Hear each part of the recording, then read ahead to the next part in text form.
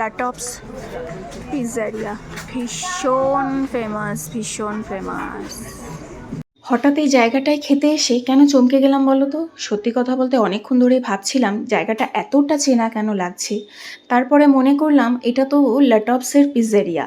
মানে আমি প্রচুর ব্লগারদের ব্লগে আমি দেখেছি এই জায়গাটাকে, আর প্রচুর আর্টিস্টদের ব্লগেও দেখেছি। আর আজকালকার দিনে এইসব খাবার ভিডিওগুলো তো আমাদের ফেসবুক ফিডে আসতেই থাকে, তাই না? তো সেই থ্রুতেই কিন্তু ওই জায়গাটা আমার ভীষণ চেনা। আর রিসেন্টলি একজনের ব্লগে আমি জায়গাটা দেখেছিলাম, কিন্তু তখন আমি জানতাম না যে পেলিংয়ের মধ্যে পড়ে। তো যাই হোক, এসে যখন পড়েছি আর এত ফেমাস যখন, তো অর্ডার করলাম পিৎজা আর ম্যাগি। চলো ওয়েট করতে থাকি আর দেখতে থাকি কিভাবে রান্না করে। এর কিন্তু পার্সোনাল কোনো চুল্লি নেই। দেখতে পাচ্ছ পেছনে যে ইট দিয়ে তৈরি, এটাই হলো তার চুল্লি।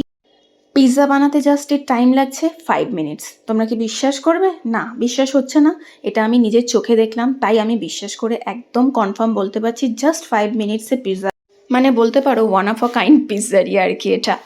যাই হোক, আর এই ছেলেটি এতটাই ফেমাস, শুধু আমি নয়, ওখানে যারা যারা খেতে এসছে সবাই মোবাইল নিয়ে এই পিৎজা বানাবার টেকনিকটাকে ভিডিও করে রাখছে। হয়তো সবাই সবার ফিডে ছাড়বে।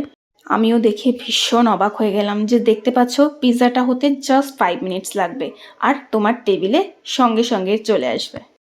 আর এই পিৎজার টেস্ট যদি তুমি আমাকে জিজ্ঞেস করো, আমি কিন্তু 10/7 দেবো। হ্যাঁ, হ্যাভক কিছু টেস্ট আমার লাগেনি, মানে ঘরোয়া একদম ঘরোয়া পিৎজা যেমন আমরা বানাই বাড়িতে ওরকমই টেস্ট লেগেছে। হ্যাঁ, তুমি বলতে পারো পাহাড়ে বসে চারিদিকের এত সুন্দর দৃশ্য দেখে তুমি যে পিৎজাটা এনজয় করছো, ওটার তো একটা অবশ্যই টাকা লাগে। তো সেই ওয়াইজ একদম ওকে পিৎজা এই টেবিলে দিয়ে দিয়েছে। আমার মেয়েরাও খেতে অলরেডি শুরু করে দিয়েছে। তো চলো সবাই খেয়ে নিক, দেখা হচ্ছে পরের একটা ভিডিওতে। আর আমার ভিডিওটা যদি ভালো লেগে থাকে অবশ্যই একটা লাইক, কমেন্ট এবং সাবস্ক্রাইব করে দিও। টাটা।